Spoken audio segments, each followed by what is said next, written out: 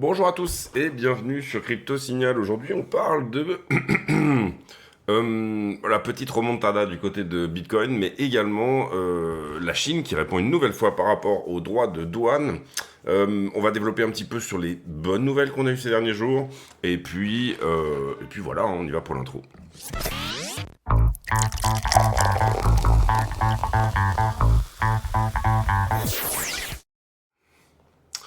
Alors, Bitcoin en daily. Globalement, j'ai eu ici, vous le voyez là, une perte en 2 jours qui s'est matérialisée comme ça. Et derrière, en 2 jours, on a fait une avalanche. C'est-à-dire qu'on revient au même niveau.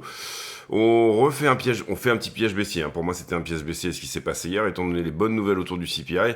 Et puis ensuite, finalement, aujourd'hui, on fait une avalanche dans l'autre sens. Beaucoup de volatilité en ce moment. Je pense que elle risque de se calmer, à mon avis, cette volatilité, un tout petit peu. C'est-à-dire que le marché pourrait vouloir temporiser un tout petit peu suite à une grosse période de volatilité. Ce qui voudrait dire plusieurs possibilités. Déjà, quand on regarde la structure, il y a quelque chose d'évident qui est qu'on a tenu le niveau daily qui est ici, quand je regarde en daily, et qu'on a pour le moment pas réussi à prendre, en tout cas pas réussi à regagner littéralement le niveau daily qui est là, à savoir 83 553.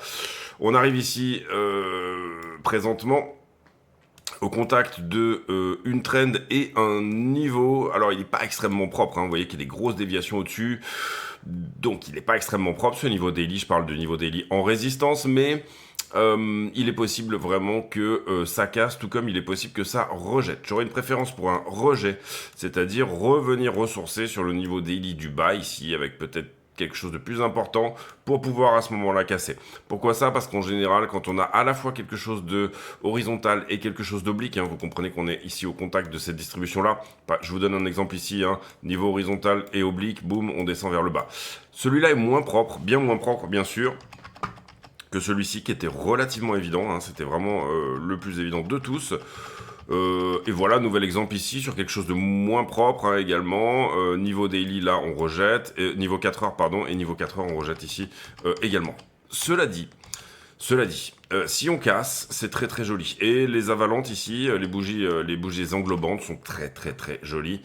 Le seul souci, c'est qu'on n'accélère pas niveau momentum. Vous le voyez ici, on a vraiment cette pente pour le moment. Donc on a fait ça au début et puis ensuite on revient le tester, et là pour le moment c'est pas une accélération. Maintenant ça reste quand même très mignon, il n'y a aucun souci avec ça, et on espère que pour le coup cette petite trend ici va tenir en 4 heures, voire accélérer. L'idée c'est une accélération.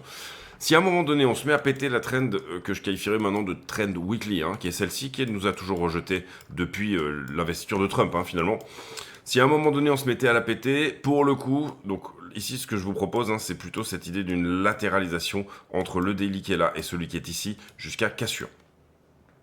Encore une fois, c'est pas une certitude, c'est quelque chose qui en termes de liquidité aurait pas un sens incommensurable, donc il est possible qu'on casse maintenant, à savoir que, encore une fois, ceux qui sont pas en position, malheureusement, il va falloir attendre un petit peu, il va falloir attendre que ça reteste, il va falloir attendre si ça casse, parce que si ça casse, ça risque d'être un peu explosif, c'est-à-dire que, en général, quand on pète une traîne comme ça, qui est très très vieille, ça vient chercher des shorts, et vous comprenez ici déjà que alors c'est une zone de rejet aussi, mais si on casse ça, il y a une très belle poche de liquidité ici. Ensuite, on avait identifié cette vieille poche de liquidité qui correspond plutôt à des traders de position ici. Après, possibilité de rejet également sur 96, globalement, entre 96 et 98 ici. C'est la zone la plus dangereuse, je dirais, dans ce cadre-là, qui voudrait dire qu'on fait un SFP, c'est-à-dire première possibilité, j'arrive là, je dégage vers le bas, ce qui est un SFP également. Deuxième possibilité, j'arrive là, je dégage vers le bas, ce qui est également bien sûr un SFP. Ça nous donne en gros une figure plus grosse. Mais pourquoi je parle de SFP, donc de Swing Failure Pattern? Tout simplement parce qu'on a un très joli biseau en élargissement ici, et ça voudrait dire qu'il vient pas chercher sa target. Il y a cassure effectivement, mais il y a rejet, d'accord?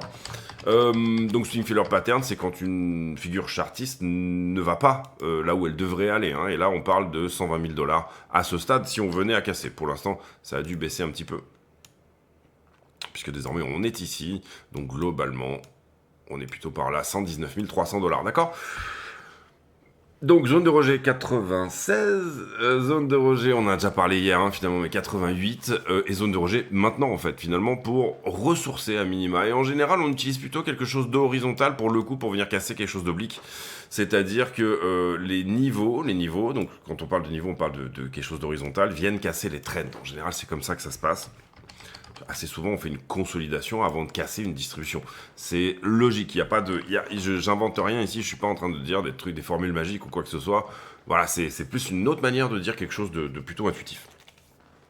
En tout cas, joli par rapport à hier, c'est-à-dire qu'on avait bien identifié ce piège baissier. On est désormais à minima au même niveau que avant la distribution d'hier, donc ça va, c'est cool. On a fait un 78 vers 83 finalement, quelque chose comme ça. Donc c'est plutôt propre. Maintenant, ce qu'on veut, c'est confirmer la cassure de la structure. Vous avez ici ce W en retournement, ligne de coup légèrement enfoncée, mais finalement on tient quelque chose hein, dans le. Alors je sais pas si on a revisité complètement le niveau 5 minutes que j'avais donné. Je pense qu'on s'est arrêté juste au-dessus. Ouais, on s'est arrêté juste au-dessus. Ici, j'aurais bien aimé qu'on visite cette vallée-là. Il y avait une petite vallée encore hein, au-dessus qu'on a attaqué finalement par le milieu. Et globalement, vous voyez que... ouais, c'est propre. Ça reste propre hein, si on prend ce niveau-là. En fait, en 5 minutes, ce qui tient, c'est plus ou moins, je pense, quelque chose dans ces eaux-là. On est en 5 minutes là, ouais. Ouais, voilà, vous voyez, on fait ta petite touchette et puis c'est reparti. On peut virer ça, c'est pas très intéressant. En tout cas, voilà, on voit un peu la zone. On voit également que ça a larvé un petit peu ici. Hein. D'ailleurs, il y a un moment donné, on aurait même pu se poser la question est-ce que c'est pas un peu correctif? Et puis en fait, ce qui se passe, c'est que donc dans les petites UT, hein, je parle de ça. Est-ce que c'est pas un peu correctif? Est-ce qu'on va pas perdre la traîne pour dégager en bas? Et puis en fait, ce qui se passe, c'est que ça fait l'inverse. C'est-à-dire, ça nous fait petite figure de retournement, petite correction, c'est-à-dire que le rejet n'est pas violent, le rejet est tout mou, vraiment tranquille, et puis en fait finalement on tient en 5 minutes un niveau globalement, ouais, voilà, quelque part par ici, hein, je l'aurais mis par là moi personnellement, voilà, c'est plutôt du niveau 15, boum, qui redégage, et vous voyez qu'on reteste d'une certaine manière le daily en support. Daily qui est à 79 274 à ce stade. Ici, on vient de péter la petite distribution qui est là, donc c'est propre. Qu'est-ce que ça veut dire? J'ai cette impulsion, j'ai une distrib qui est comme ça. Globalement, c'est un peu trop large pour donner un flag ou ce genre de truc. Voilà, c'est plutôt un élargissement, là, pour le coup, un petit peu chelou.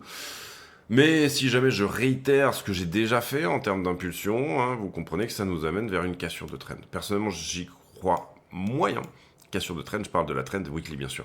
J'y crois moyen, mais enfin j'y crois moyen sur ce coup-là. C'est-à-dire que là, pour le coup, voilà, pour moi c'est plutôt une zone où on serait censé revenir refaire une ressource à nouveau. Typiquement une flat par exemple. Hein, ici vous le voyez, impulsion, flat et puis impulsion supplémentaire. Donc en fait finalement ça nous donnera la même target, mais un peu plus tard et on décale un peu les problèmes, d'accord? En tout cas, il semblerait qu'on vienne de casser le petit 1 heure qui aurait pu résister ici dans la structure. J'espère, si vous comprenez rien à ce que je dis, allez voir autre chose, un autre channel, ou alors allez voir la playlist. Hein. Sinon, ne perdez pas votre temps à regarder tous les jours 30 minutes de vidéo. Tapez-vous 2h30 de la playlist qui est en fin de vidéo, ça ira beaucoup plus vite pour vous pour intégrer tout le reste. Ici, le niveau 1 heure, j'ai parlé un petit peu vite, n'est pas encore clôturé. Il va falloir qu'on attende encore une dizaine de minutes pour ne pas fomenter un rejet. Et visiblement, il y a un niveau 5 minutes au-dessus, ici, qui lui pour le coup a été clôturé là-dedans, d'accord? Vous voyez ici le petit niveau 5 minutes qu'on avait mis, je pense qu'on l'avait mis hier, là pour le coup il a été fermé, donc on peut le dégager, hop là. Ok, alors, grosso modo, Ether est un peu en train de tergiverser, c'est-à-dire que quand Bitcoin monte, parfois il monte plus. Quand Bitcoin monte, parfois il monte pas. Voilà, il est sur une sorte de support, mais qui est pas très propre. C'est plutôt une latéralisation, comme il a pu nous faire maintes fois par le passé. Donc attention à Ethereum, ça reste entre guillemets un call qui est assez dangereux, même si le contexte s'y prête pas mal. Et globalement, vous voyez que en fait BTC il a déjà cassé ça. Alors Ether il s'est affranchi d'une ou deux trends ici.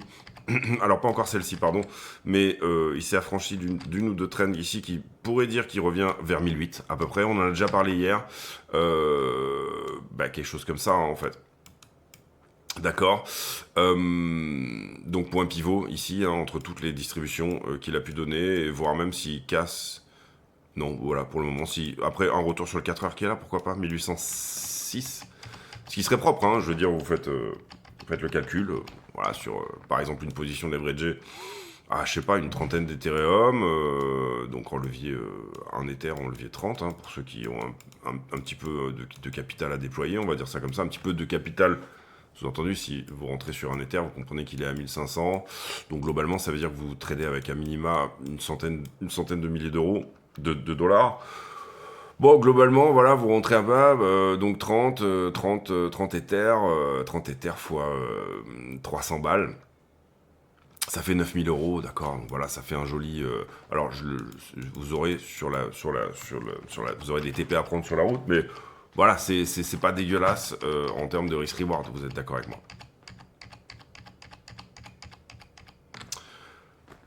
Euh,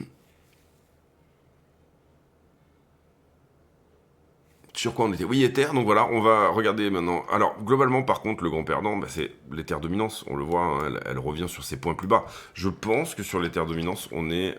Combien on a fait là ici? 7,17%. Je crois qu'on n'a jamais été aussi bas. 7,11.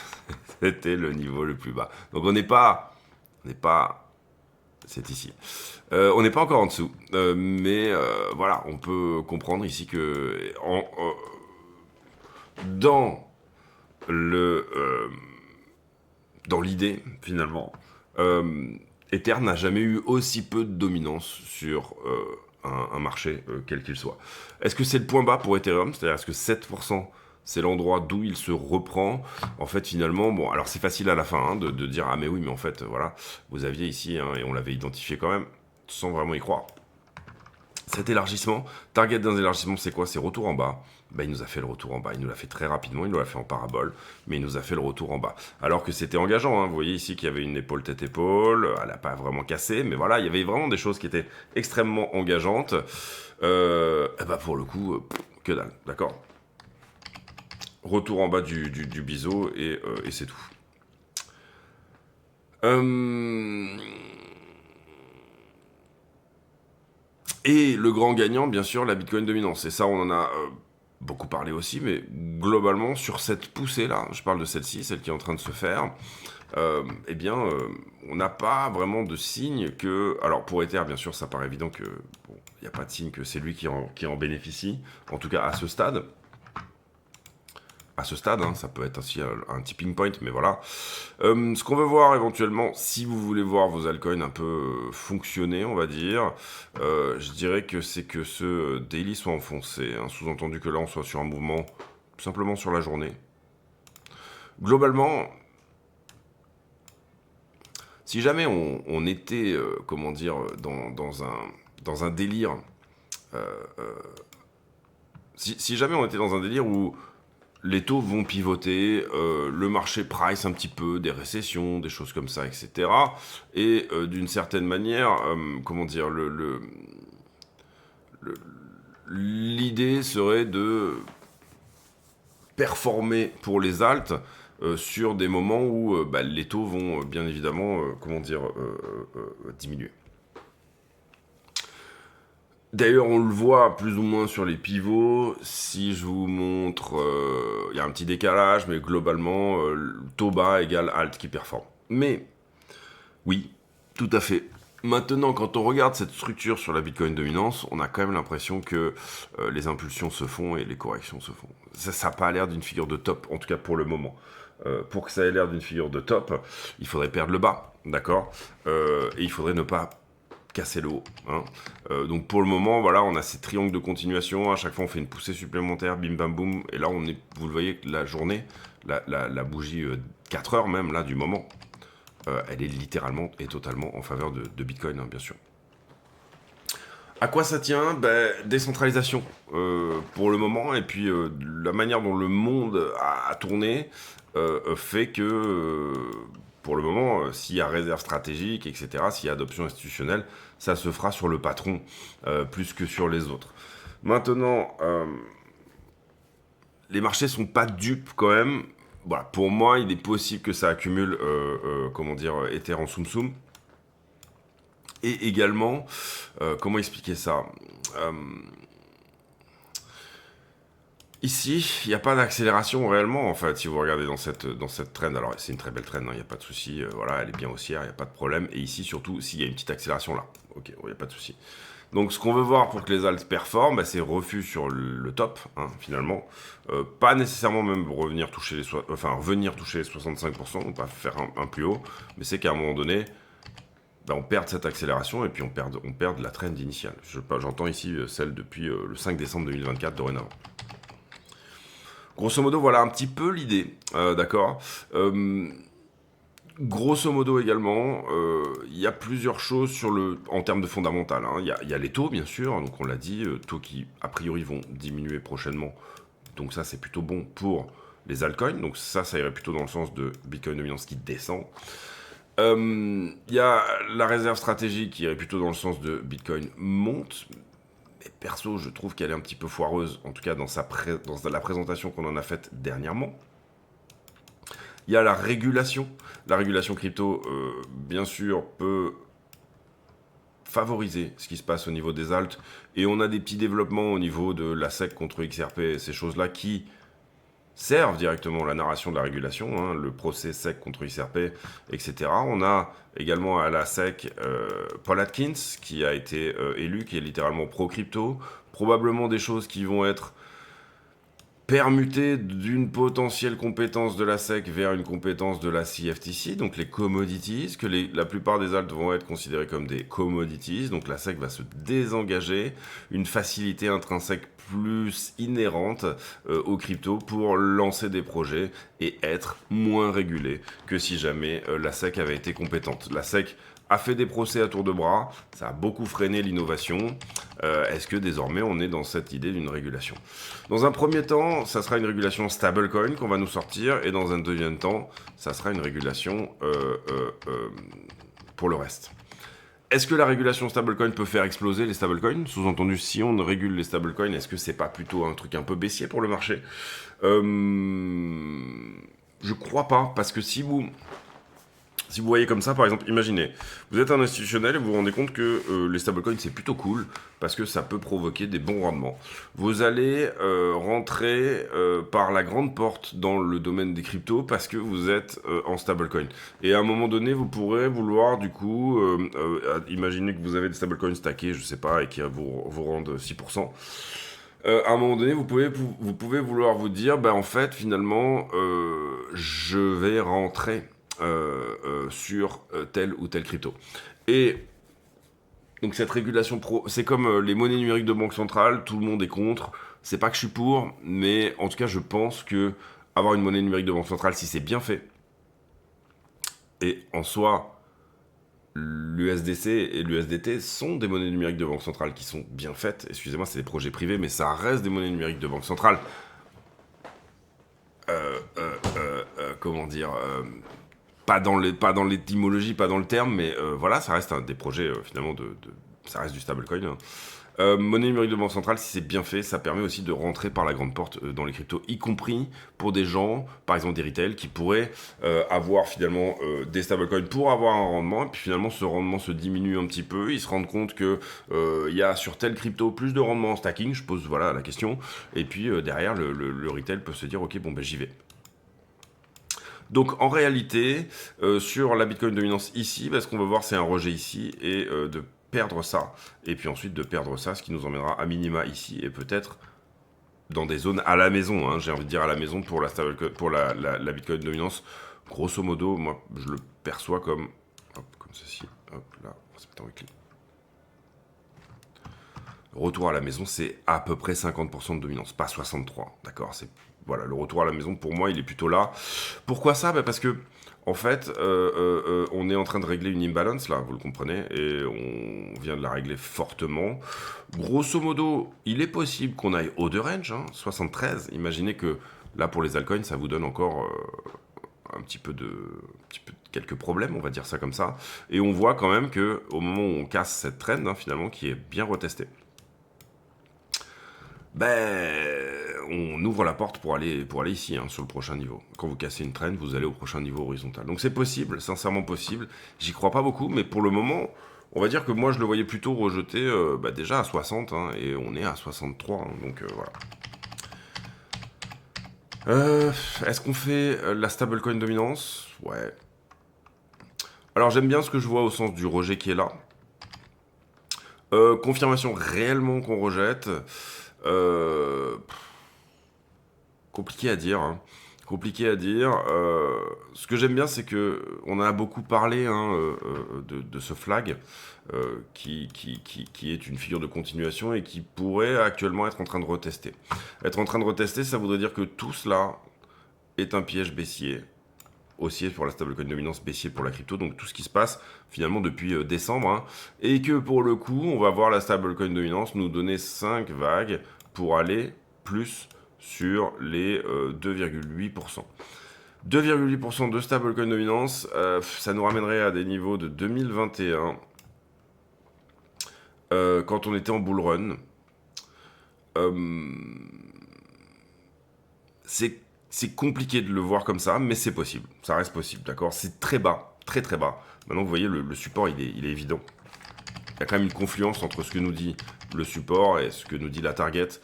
Maintenant, c'est très tôt pour parler de retest réussi.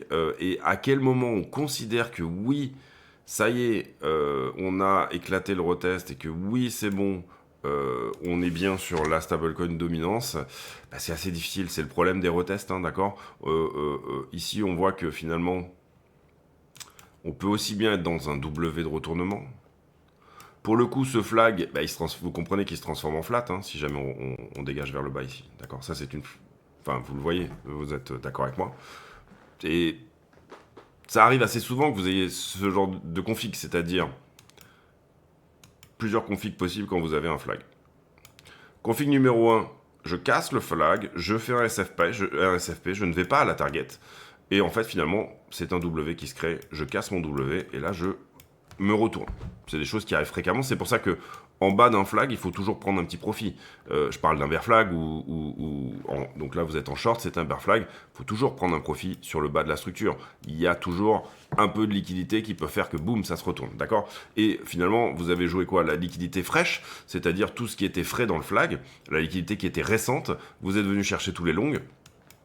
Et puis derrière, ça se retourne parce que y en a plus. Également, quelle est la psychologie pour le coup d'un retest dans ce contexte-là? C'est-à-dire, je casse en bas, je reteste, et là pour le coup, vous comprenez que le retest il a lieu sur la racine du haut. Bah, c'est que finalement, je suis aussi également venu chercher tous les shorts qui étaient là-dessus. Et là, le mouvement, théoriquement, il est violent pour faire la flat, effectivement. Bam, bam, bam, et là, je dégage en bas. Donc là, je nettoie tout le monde. Donc c'est la grosse question. Mais en même temps, je trouve que c'est passionnant de regarder la stablecoin dominance, de voir les confluences au niveau des targets.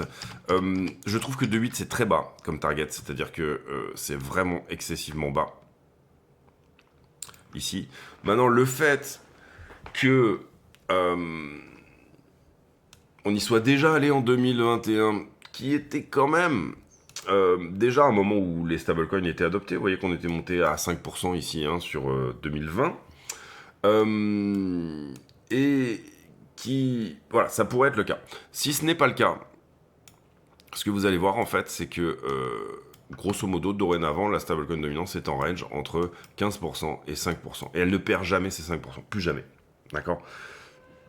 Si elle ne perd jamais ces 5%, ça vous dit tout simplement que les stablecoins sont en train d'être adoptés. J'en ai beaucoup parlé sur la chaîne aussi, mais globalement, sur l'adoption, vous le verrez sur la plupart des nouvelles technologies, vous avez des courbes en S, comme ceci.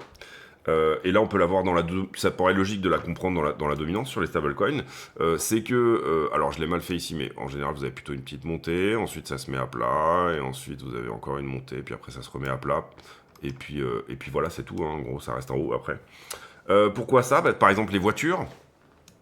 Il y a un moment où ça devient super hype, voiture électrique, on va prendre l'exemple, ça devient super hype, il y a un moment où, voilà, ici, vous avez pas mal de monde, et puis ensuite, ici, il y a un peu un scepticisme de la majorité, ce qui est relativement normal, c'est-à-dire que vous avez ici, en fait, finalement, c'est un peu tous les signes de l'innovation de Schumpeter, tous les cycles de, j'allais dire Oppenheimer, Schopenhauer, je ne sais plus, voilà, bon, tous ces cycles un peu d'adoption d'une innovation, etc., l'innovation par Schumpeter, c'est passionnant, c'est de l'entrepreneur, etc., toutes ces choses-là, des forces destructrices. Enfin, il y a vraiment des choses hyper intéressantes dans tout ça. Mais globalement, cette idée d'une courbe en S, c'est que tout simplement, vous avez les early adopters. Ensuite, il y a la majorité sceptique qui va commencer à adopter. Donc ça, c'est pour la première moitié. Ensuite, vous avez la late majority. Et ensuite, vous avez les réticents, les derniers réticents. Et au moment où la late majority, c'est plutôt ça. Au moment où les réticents, finalement, capitulent, ça vous donne un taux d'adoption sur l'Internet, par exemple, qui en ce moment est de l'ordre de, je sais pas, 98%, ou je sais pas combien, quels sont les gens qui n'ont pas Internet, ici en France, par exemple, quoi. Ou qui n'ont pas de voiture. C'est une histoire de moyens que, désormais, de... Enfin voilà, vous m'aurez compris.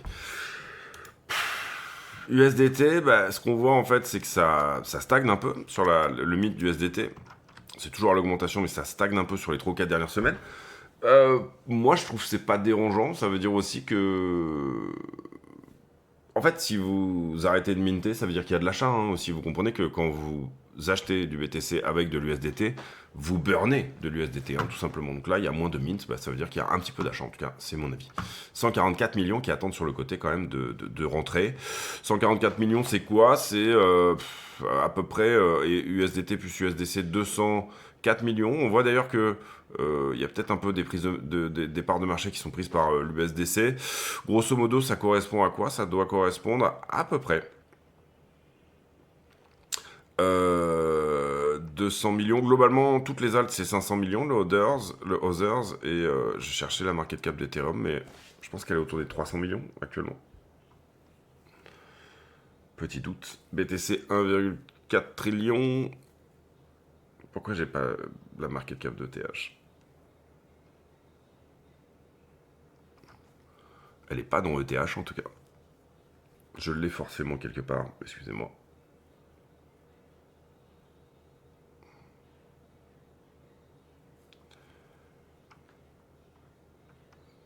Bon, c'est pas dramatique, d'accord? Il faut la trouver là. Curieux que je l'ai pas.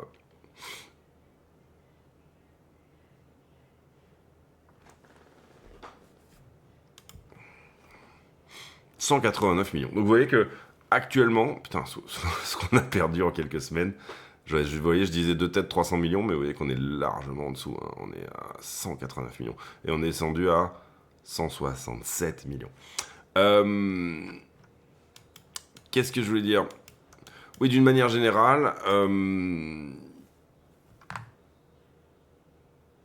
je regardais un petit peu la gueule de la charte en même temps.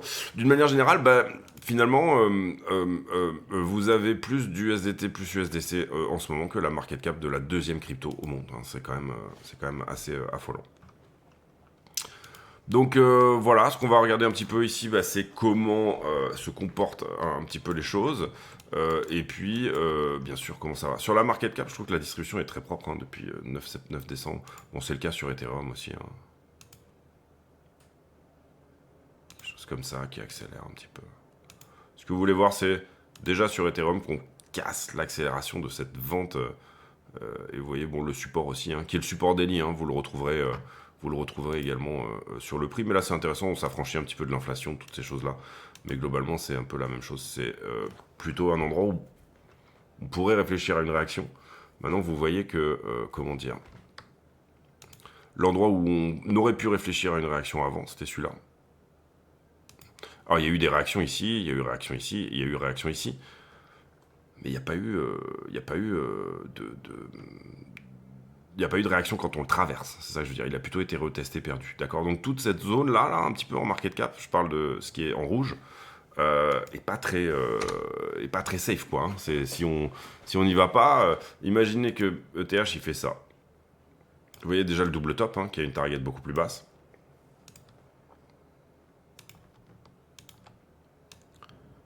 Beaucoup plus basse, oui, qui nous emmènerait plutôt par ici, le bas en fait, 135 en market cap, on va dire à inflation équivalente, ça vous fait par rapport au prix actuel, ce qui serait vraiment terrible une nouvelle fois, moins 30 encore une nouvelle fois sur Ethereum, donc ça vous met Ethereum à 700 balles, 700-800 balles. Voilà les amis, on va avancer un petit peu parce que ça fait déjà 30 minutes qu'on parle de choses diverses. Sur Twitter, donc on passe au fondamental, bien sûr. La Chine qui augmente ses tarifs de 84 à 125%, et ça c'était ce matin, et le marché n'a pas extrêmement réagi, plus que ça. Donc je pense qu'on rentre dans un moment où les narrations autour des tarifs, le marché va dire ouais c'est bon, tu m'as gonflé, ou en tout cas, voilà, ça risque d'être comme ça. World Liberty Financial, on avait parlé ces derniers jours d'une potentielle vente de leur part de 5500 Ethereum, et ils ont démenti. Donc du coup, c'est probablement une adresse, en tout cas pas directement sur World Liberty Financial, puisque j'imagine que World Liberty Financial a quand même des vérifications et une comptabilité. Ripple et la SEC qui déposent une motion conjointe pour suspendre leurs appels, j'en ai parlé tout à l'heure, c'est plutôt une bonne chose en termes de régulation, le fait qu'on entende, le fait de dire, écoutez, en fait, finalement, on fait un deal rapido, ça devrait pas coûter trop cher à Ripple, vu qui est à la tête de la SEC aujourd'hui. On fait un deal et on arrête de se faire des procès, des appels, etc. Donc c'est très bien, un settlement. Hein. Et moins 40, c'est beaucoup hein, sur les ETF Ethereum, et moins 150 sur les ETF Bitcoin pour la journée d'hier. Abonnez-vous, mettez un like éventuellement si le contenu vous plaît. N'hésitez pas à venir nous rejoindre sur le Discord en description de la vidéo, sur le compte X2146, c'est pas suffisant.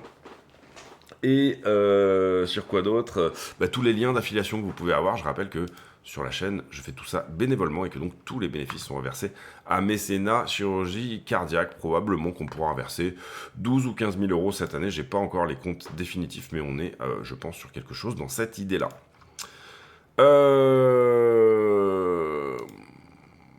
Toujours le fondamental, 800 millions de dollars de Bitcoin, très bien. Trump qui signe... Il y avait une règle apparemment au niveau des taxes qui était controversée sur la crypto, et en l'occurrence Trump l'a annihilé. Alors je ne sais pas à quoi ça correspond exactement, je regarde en même temps que vous. To overturn Internal Revenue Service, donc la règle de l'IRS qui a été complétée en décembre.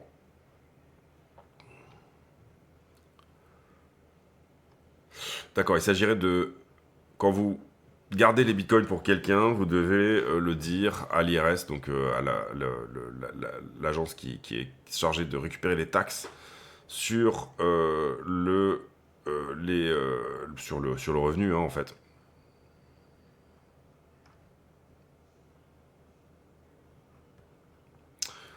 Donc voilà, globalement, peut-être qu'il y a un petit peu plus de liberté ici qui se met en place par rapport à ça, et ça, c'est plutôt une bonne chose. Je crois qu'il n'y a pas très longtemps, Elon Musk avait milité un petit peu pour ces choses-là.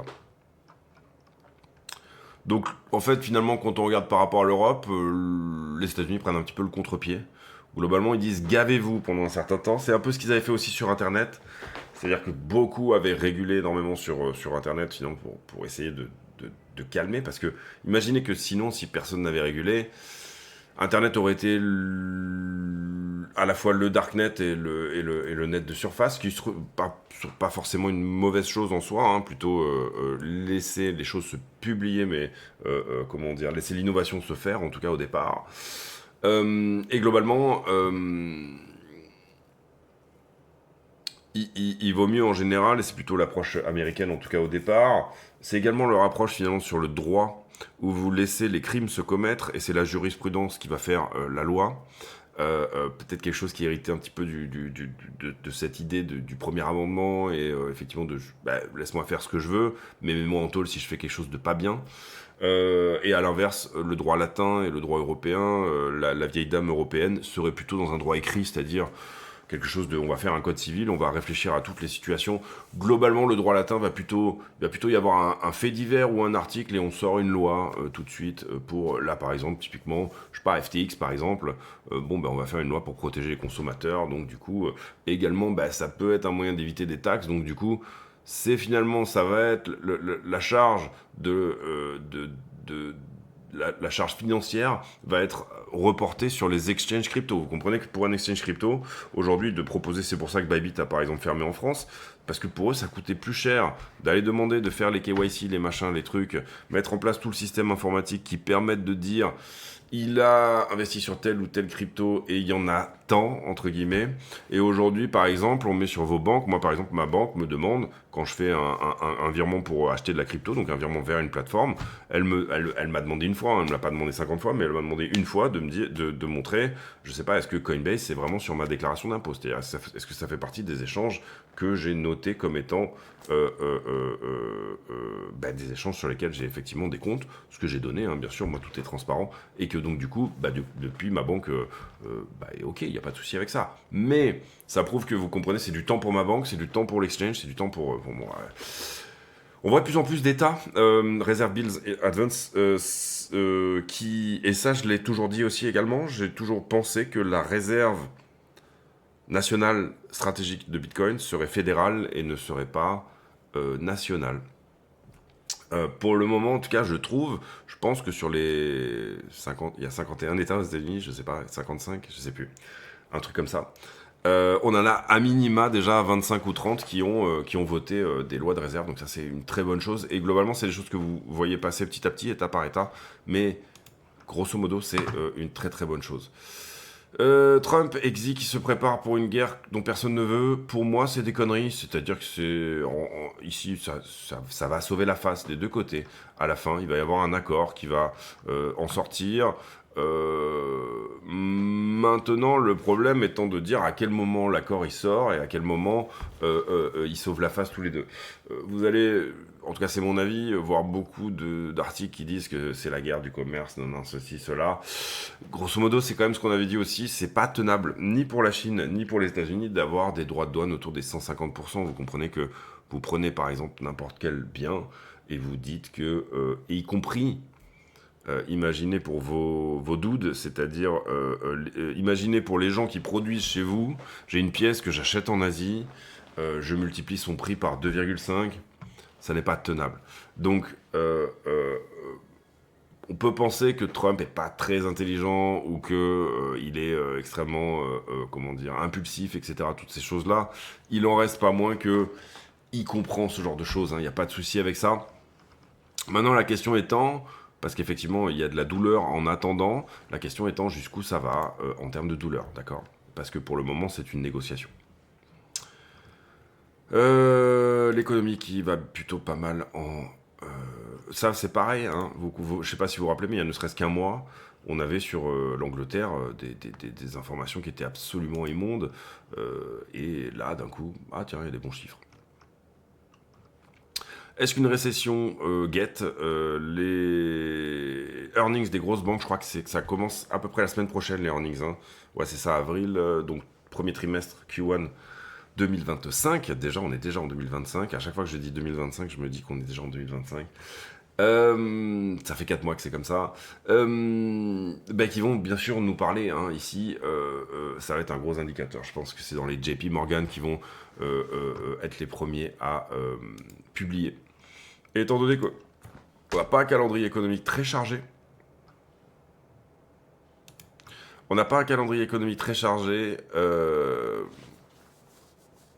on va regarder vite fait les earnings. Et effectivement, c'est le 11 avril, donc c'est aujourd'hui hein, que JP Morgan publie. Excusez-moi, je croyais que c'était la semaine prochaine. On a BlackRock qui va publier. Et en fait, finalement, on a déjà eu les publications. Hein, à savoir que JP Morgan est au-dessus de... donc c'était Before Market Open. Ça vient juste de sortir. Vous voyez qu'on a bien fait d'aller voir. Donc JP Morgan est au-dessus des objectifs avec 5,7 en EPS et 45 au lieu de 44 en revenus. Vous comprenez qu'on parle en milliards. Wells Fargo est légèrement en dessous, en tout cas pas de... BlackRock est légèrement en dessous aussi, moins 10, et par contre au-dessus en EPS. Donc on est pas mal sur ce qui a été publié, en tout cas jusque-là.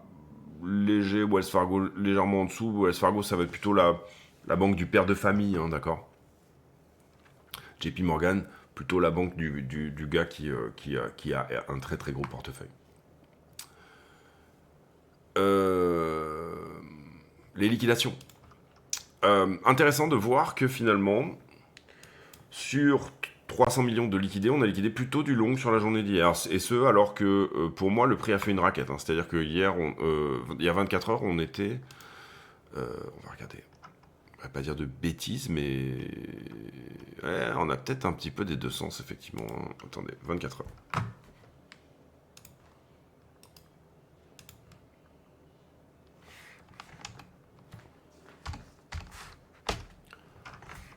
Non, on a eu plutôt de la hausse sur les dernières 24 heures, vous le voyez. Donc, curieux qu'on ait liquidé plus de longues que de short dans cette structure qui finalement a quand même été plutôt haussière. D'accord. Donc ça, c'est pas très bon. C'est pas très bon. Ça veut dire que le sentiment, ça veut rentrer long très très fort. D'accord. Parce que oui, 24 heures, hier, 13h22. Ah non, attendez.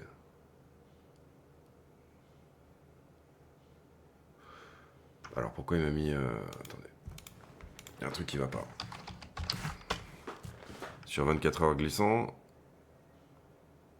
de 78 à 82, ouais. Je sais pas pourquoi il me le prend à partir de 2h du matin, bon 24, quand je lui demande 24 heures. C'est pas tout à fait logique.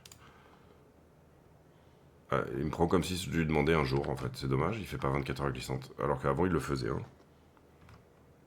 C'est vraiment bizarre. Chelou. Ok, on va faire 23 heures. Peut-être que ça va changer la donne. Non, 2h du matin aussi. Bizarre, hein. Bon, ok. On va faire 12 heures. Donc globalement, oui, quand on regarde en 12 heures, excusez-moi, du coup, c'était parce que ça faisait pas ça sur TradingView avant. Oui, on peut comprendre que on a eu un côté puis l'autre. Excusez-moi. Donc voilà un petit peu. Excusez-moi, du coup, ça a pris un petit peu de temps, mais effectivement, ça reste grosso modo plutôt logique. La même chose à peu près en long et en short, et on liquide plus de long que de short, effectivement, puisqu'on inclut tout ce qui s'est passé globalement avant 17h hier. Il est 13h30 là. Carnet d'ordre, eh bien, on commence à attaquer une zone de vente. Attention, c'est pas incroyablement chargé, mais 145 bitcoins à 83 000, 170, voilà, 200, 300 bitcoins ici à la vente. Marché spot, j'ai un prix qui monte, un funding qui monte, en tout cas au moins jusque là, c'est normal. Beaucoup d'open interest, donc beaucoup de longues, en effet. Curieux qu'on ait pris 300 millions, en fait, je pense que quand on parle des 300 millions, on parle de ce qui a été mangé là, d'accord. En longue, j'entends. Et puis, l'open interest est revenu plus haut que ce qu'il était là-dedans. Donc attention, il y a du monde, mais il y a du monde dans les deux sens, parce que effectivement, on voit que là, le funding, donc ça c'était ce matin vers 8h, il y a de ça 5h, le funding reste à plat depuis, et pourtant le prix est à l'augmentation, donc il y a une petite divergence. Grosso modo, on peut estimer qu'il y a quand même un petit peu de short au-dessus de cette structure, mais attention également, vous voyez que cette augmentation relativement extrême de l'open interest est en train de nous dire, enfin extrême, c'est la même chose finalement que ce qu'il y avait là, est en train de nous dire attention, j'ai du long qui est en train de rentrer sur l'histoire. On va regarder un petit peu sur iBlock ce que ça nous dit.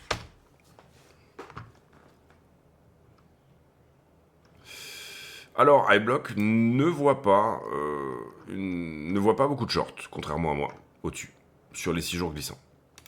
En revanche, sur la 7 jours, la heatmap, on voit qu'il y a une poche au-dessus, mais elle n'a pas nécessairement beaucoup forci par rapport à ce que moi j'entends, parce que moi je pressens quand je regarde le funding. Pour eux, pour iBlock, elle n'a pas grossi beaucoup. On n'a pas non plus... En fait, iBlock considère qu'on a grossi dans aucun des deux sens, j'ai l'impression. Alors que moi, je vois cette augmentation de l'open interest qui me dit il y a plus de contrats, donc il y a peut-être plus quelque chose. Un gros manque de liquidité intermédiaire finalement sur la montée de 78 à 82, et on est à l'attaque de cette zone 82 vers 88 qui était potentiellement un range dont j'ai beaucoup parlé dernièrement. Grosso modo, pour faire la conclusion de cette vidéo, je regarde juste vite fait sur Ethereum. Ethereum, c'est un peu plus larvé. Il a accumulé du coup de la liquidité entre 1476 et 1418. En revanche, si Bitcoin veut bien pousser, il ira assez facilement à 1800. Maintenant, tout dépendra de Bitcoin. Sur Ethereum, on n'est plus du tout sur un marché de liquidité pour le coup. Il est un peu moribond, bien sûr, par rapport à Bitcoin. C'est ce qu'on a vu dans la dominance, c'est ce qu'on a vu, voilà. Donc il se reprend un peu mieux quand Bitcoin se reprend, on va dire ça comme ça, et en même temps, par contre, il corrige beaucoup plus quand Bitcoin corrige.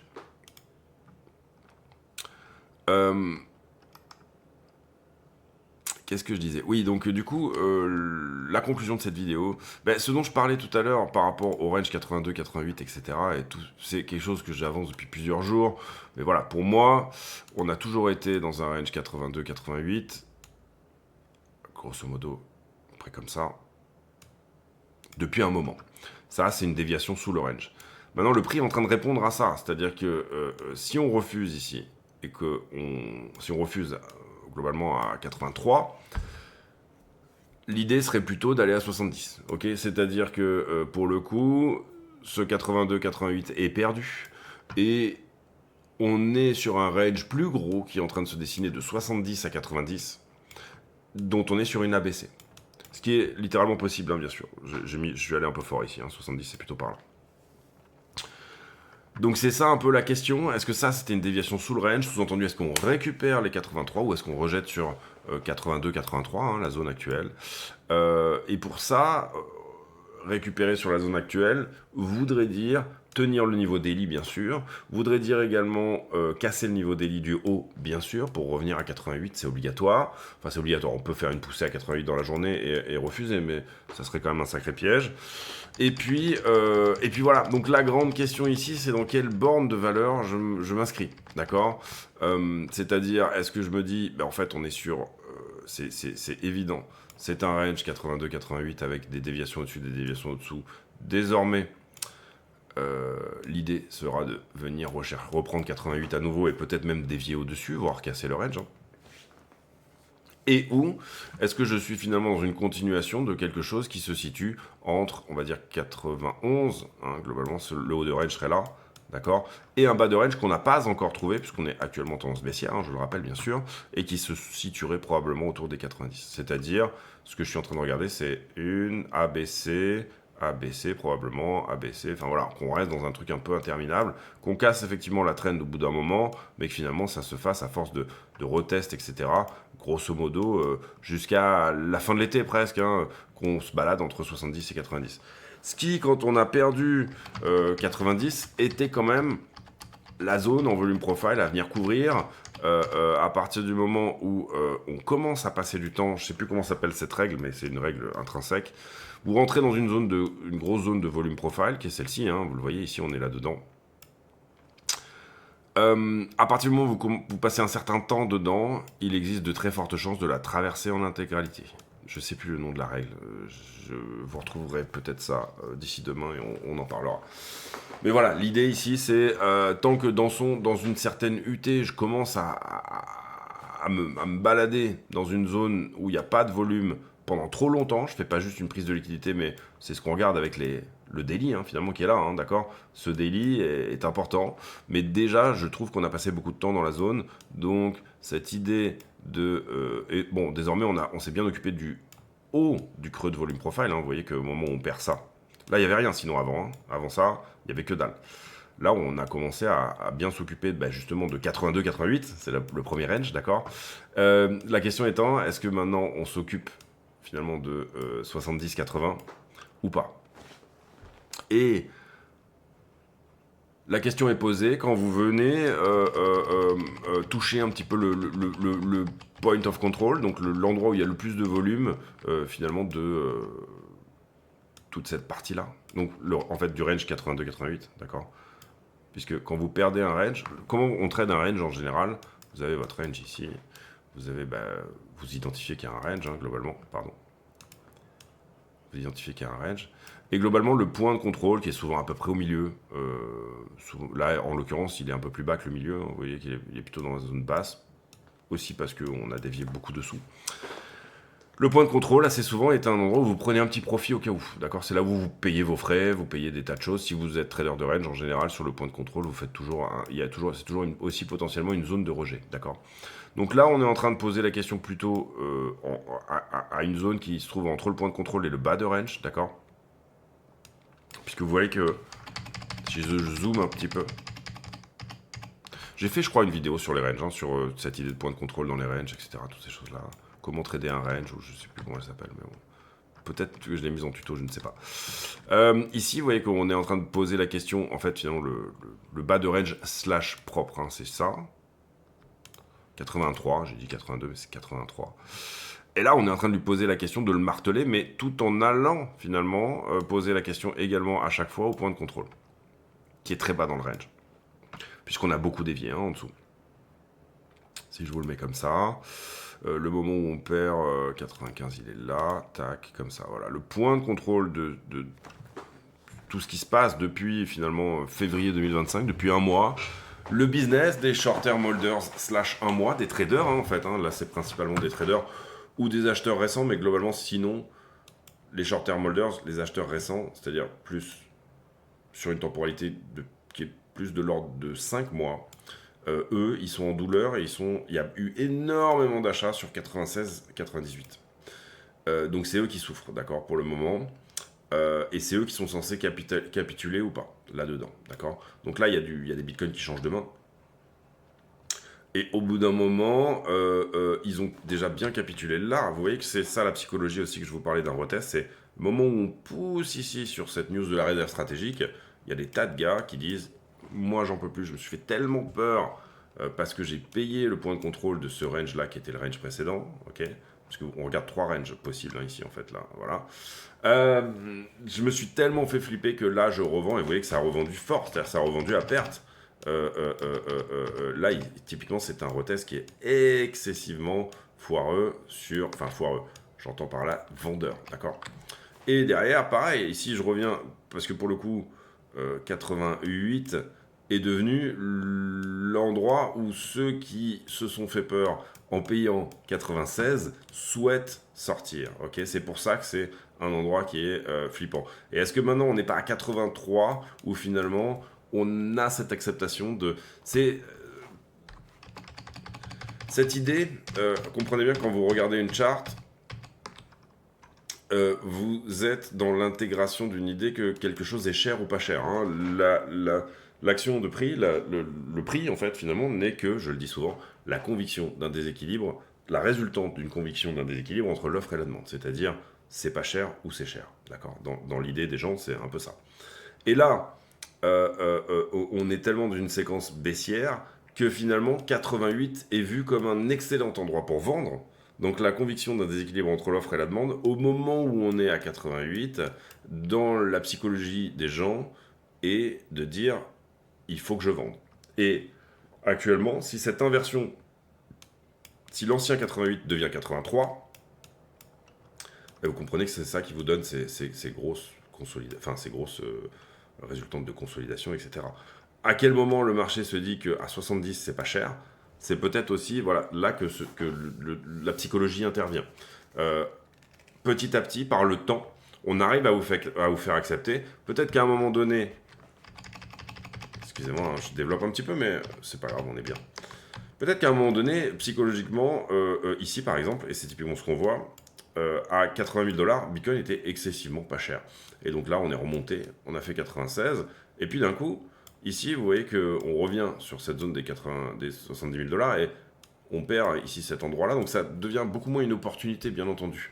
Ici, la montée, elle est très larvée, ce qui veut dire que on a aussi de la jolie vente qui se met en place.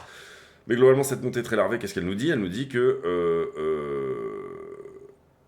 en fait, finalement, le marché est en train de perdre confiance, d'accord. La confiance qu'il y avait ici, à 80, là, elle est perdue. Également aussi parce que cette idée de faire une réunion sur la réserve stratégique de laquelle il n'est absolument rien sorti, simplement juste de dire, excusez-moi, hein, mais c'est ce que j'ai expliqué, de laquelle il est simplement sorti le fait de dire, on ne va pas vendre les 200 000 bitcoins qu'on a acquis, qu'on n'a même pas acquis, c'est-à-dire qu'on les a confisqués, d'accord.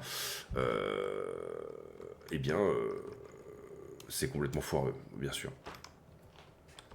Donc des annonces non tenues, bien sûr, il y aura d'autres choses, il va y avoir, comme je l'ai expliqué, régulation stablecoin, c'est pour bientôt, je pense que ça va sortir courant du mois d'avril là, et ça sera voté, en tout cas c'est une volonté des US avant août, mais ça sera probablement voté même, je pense, moi d'ici juin. Donc ça c'est régulation stablecoin, tout ce qui est SEC, etc. va se décanter là, pareil, avril-mai. Donc ça c'est bon. Et derrière, réserve stratégique, pour moi c'est l'endroit le plus foireux au niveau national. Par contre, ne fadez pas tous les États qui sont en train de faire au niveau fédéral une vraie réserve nationale. Parce que là, il y a des lois qui sont en train de passer dans tous les sens pour dire l'État du Nevada peut acheter des cryptos et en mettre dans sa trésorerie. L'État du machin peut acheter des cryptos et en mettre dans la trésorerie. Et ça, c'est quelque chose qui se vote État par État.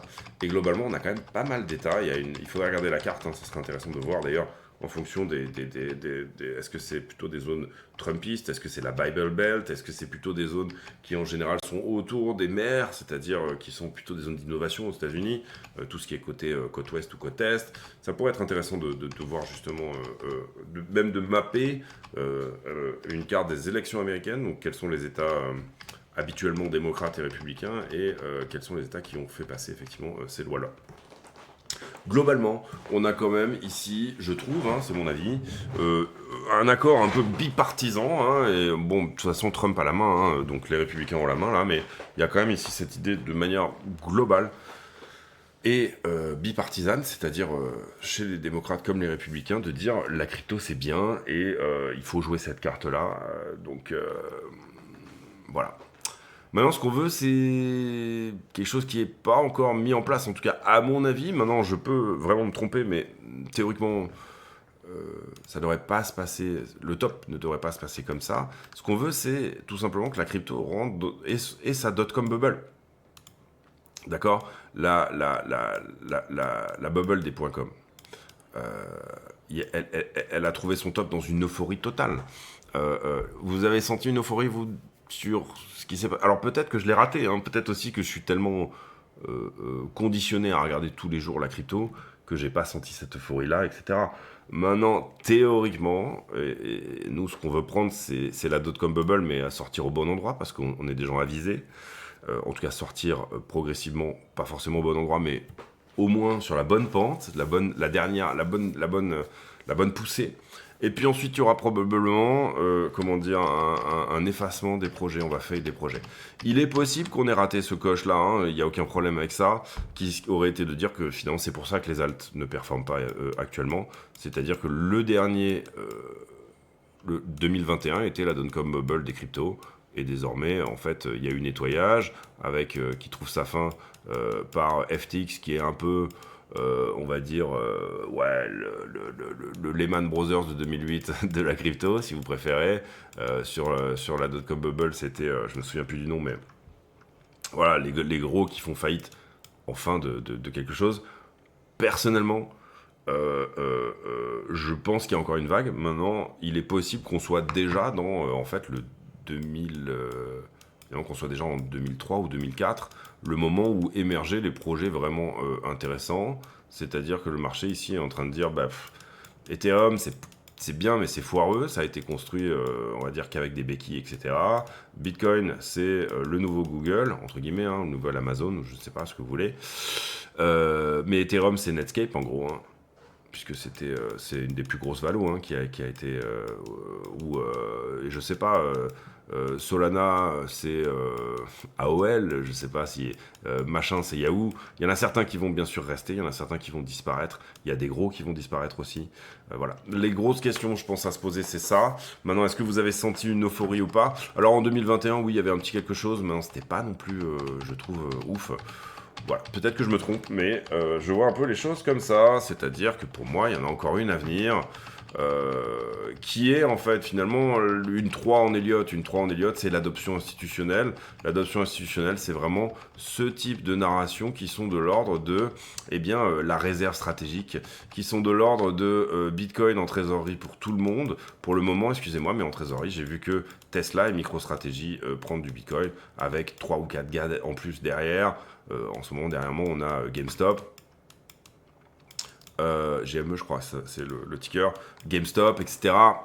C'est pas ouf. On n'est pas dans l'euphorie de tout le monde veut son adresse en .eth ou voilà, tout le monde veut montrer qu'il est. À l'époque des dot-com, c'était vous posiez un dot-com, votre cours en bourse, il faisait comme ça. Et voilà, c'était. Voilà, je sais pas, je dis une bêtise, mais louer un nain.com était potentiellement pouvait s'introduire en bourse. Je dis ça, c'est vraiment une connerie, mais vous comprenez, n'importe quoi qui finissait par .com été incroyablement plébiscité. Alors peut-être qu'on a pris des leçons aussi, hein, c'est possible que 2000 c'est encore frais, 25 ans plus tard, 24 ans, 25 ans plus tard, on a pris des leçons et désormais on sait faire le ménage avant que les bulles n'arrivent. Maintenant, en général, l'histoire ne se répète pas, mais elle rime énormément. Et si jamais, alors et peut-être aussi que le marché a dit avant qu'il y ait une bulle, bah en fait la crypto c'est pas le futur, d'accord, c'est possible. Maintenant, je vois plutôt moi les prémices d'une dot-com bubble que autre chose. Et encore une fois, je peux me tromper et j'accepte de me tromper parce que le risk-reward finalement me dit que ça en vaut la chandelle. Et puis parce que, de toute façon, comment dire, déjà sur les bulles précédentes, on s'est relativement bien gavé quand même, donc il n'y a pas de souci. Voilà un peu l'idée en ce qui me concerne. Gros aparté à la fin, mais voilà, vous en faites ce que vous voulez. Hein, et je pense que chacun a sa vision un peu des choses dans ce cadre-là. Et certains pourront dire, oui, pour moi, l'euphorie, elle a déjà eu lieu. Oui, là, on est en train de placer un peu les pions du prochain échiquier qui sera vraiment la mise en place de quelque chose. Moi, j'ai manqué d'une vraie euphorie sur ce top-là, je parle. Maintenant, attention, ceux qui peuvent dire... comment expliquer ? On a quand même un président américain qui a lancé son meme coin, d'accord ? Je suis pas du tout en train de dire que il n'y a pas eu des signaux d'euphorie, quel qu'il soit, d'accord ? Mais je n'y ai pas vu, pour moi, plus d'euphorie, en tout cas même qu'en 2021, en termes d'adoption. Et si d'ailleurs on regarde actuellement, alors c'est pour le coup, actuellement c'est un peu moins, mais si on regarde en Google Trends, on était très loin en nombre de recherches, ne serait-ce que ça, de 2021. Ici, vous voyez, on est à 59 et là, on est à 35. Alors, il y a eu des changements apparemment. Le système aurait été amélioré en 2022. Bon, voilà, je me demande. Et actuellement, si on regarde, Coinbase est absolument pas dans le top 50 des apps. Il n'y en a aucune en crypto d'ailleurs. Non, je crois pas. Donc voilà un petit peu mon avis. On a un peu développé à la fin sur des trucs un petit peu philosophiques, mais je trouve que c'est important également d'avoir ce genre de dimension. Et également la psychologie, hein, c'est quelque chose que moi j'aborde énormément en permanence dans mon trading et dans ma manière de vous le présenter aussi également. Mais cette psychologie, le fait de pouvoir dire... Ici, le point de contrôle, c'est ça, et il se passe ça, et donc ça vous fait en même temps cette idée d'une vision un peu on-chain. Et théoriquement, encore une fois, vous le voyez, on regarde assez peu souvent des indicateurs, même les moyennes mobiles, tous ces trucs-là, moi j'aime pas trop. Simplement en regardant normalement le prix, vous avez à peu près toutes les infos dont vous avez besoin. Et personnellement, je m'affranchis de plus en plus même y compris, des analyses on-chain, j'en fais de moins en moins, je sais pas si vous l'avez vu, mais globalement, la base, c'est quand même la chart pour moi, et je m'affranchis de plus en plus. Alors, des on-chain, on en fera d'autres, hein, et bien sûr, mais voilà, tout ce qui est RSI, etc., voilà, pour moi, tout est dans le prix, et de plus en plus, en maturant mon trading, eh bien, j'ai de moins en moins besoin de tout ça. Voilà, je vous laisse là-dessus. J'espère que cette vidéo vous aura plu. On se retrouve demain pour une nouvelle vidéo. J'ai pour habitude en fin de vidéo de poser une question à la con, une question qui n'a rien à voir avec le prix du Bitcoin, mais qui nous permet de converser de choses et d'autres. J'ai beaucoup de commentaires de retard. J'aime pas rentrer dans ce concept parce que je vais les faire, mais où je vais me taper 1 heure de commentaires. Je devrais les faire tous les jours, je ne le fais pas. Mais globalement, la question du jour, elle sera sur...